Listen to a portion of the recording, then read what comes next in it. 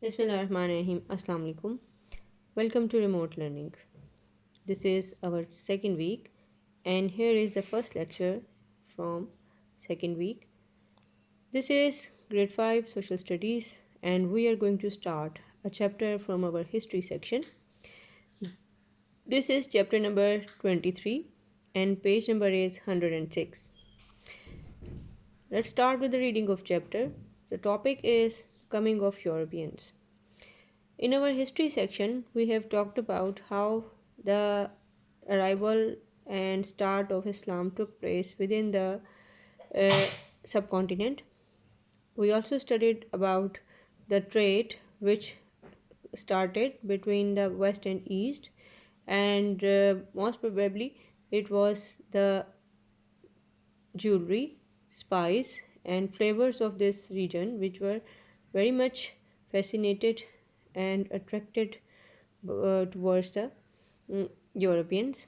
So, Europeans arrived here in this region and they were fascinated by many things. The culture of the region was very rich. The aroma of food and taste and the spices which were used in the food and cuisines, they were very tasteful near them. And moreover, this the tradition of these regions were also very fascinating. So here in this chapter we will talk about the fact about the coming of Europeans within the region of subcontinent. So let's start with the reading of the chapter. This is page number 106 of your reading book. Before I start with the reading, I would like you people to keep your copies, books, and your stationery items with you so that you may do the written work after once I complete the chapter. So let's start with the reading. Open page number 106. So let's start. Until 1300 till 1400, a very few Europeans have been to the East Asia, especially. So it was a very slow process. The Europeans they usually tried to come here in the search of trade, but it was very slow. They were coming here and just seeking their favorite items, and then they left the area. So this process was not only very slow, but it was also time taking. People were coming, but there was no continuity in this process. So the trade started between the Europe and East Asia during that time, and it was taking place from about 300 BCE. Silk from China and spices and jewels from the subcontinent were the main goods. So these were two things which were fascinating basically to the Europeans.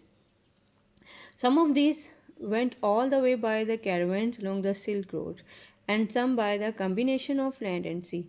So the route of traveling at that time was both sea and land route, and Silk Road was the route which was used for the movement through along the dry land. And when someone want to come to the sea route, that person has to go through the seas or oceans which were around the subcontinent, and some by the combination of land and sea. Sometime it would happen even that half of the passage was done through sea route and the remaining was covered with the help of land routes. So both ways were usually very dangerous at that time because the modern vehicles were not available, routes were very dangerous, the condition of the land route was not so good, and the same way there was the chances of robbery, and pirates were there in the sea routes. They usually took away the things which were carried by the passengers. So there were always been chances that there were always bandits to rob the merchants. By the land and sea there were storms and pirates. Okay, the sea route was dangerous as there were pirates, but also the chances of sea storm, which could even destroy the whole passage, and it can even the ships were drawn during the sea storm, and the pirates they usually took away all the precious items, and even they may take the person in their custody in their hostile conditions. So they were both the chances of danger as well as the loss of life at that time during the sea route traveling. A return journey from East Asia to Europe and back to over 2 years usually took very longer time as the modern vehicles were not available, so people have to go through those vehicles which were very slow, and their movement was slow, and they usually took longer years to travel from one place to another. In the 13th and the 14th centuries, the fierce Turkish armies captured much of the Central and Eastern Asia. So, when the Turkish invaded this region of Asia towards the central and eastern side, they actually controlled all the area, and this meant that they could control most of the good passing through the Silk Road and make the merchant pay heavy taxes. So the Turks were actually imposing taxes to the people who were traveling through those roads. So it was very important when the passengers who were traveling, they have to face the hardships of travel, as well as when they were traveling for the trade purposes, they were imposed with heavy taxes which were imposed to them by the Turkish government. So this was very difficult for them to pay it, otherwise they have to earn very little as compared to the previous time. So this was again a much big difficulty in the face of taxation. So people who were traveling through the Silk Road, they have to pay heavy taxes to the Turkish armies and Turkish government of that time. So again, this was a big difficulty. Prices of goods rose very quickly as the Europeans wanted more and more luxuries from Asia.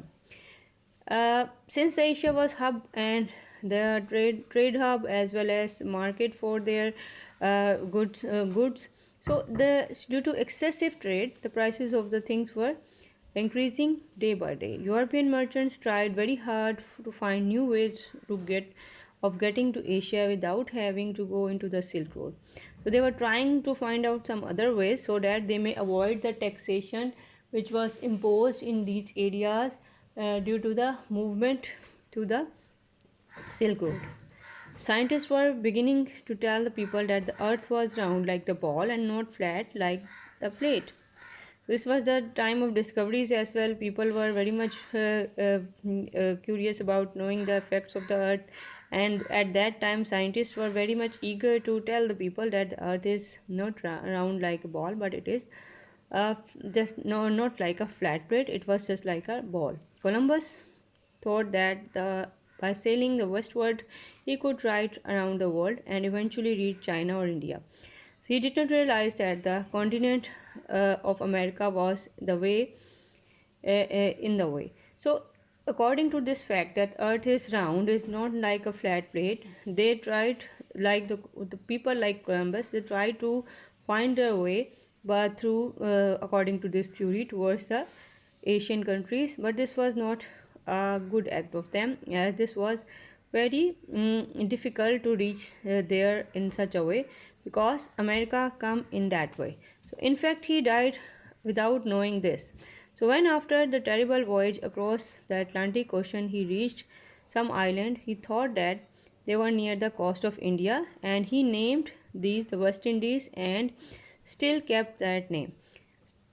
So when he reached the islands of Atlantic Ocean, he thought that he has reached to India, and that's why he named that region as West Indies, and still that name is given to that region. So this was all due to some ignorance. So it was how the trade started and how people tried to come to Asia through different ways. So today we will read only up till this, and let's start with some question and answers.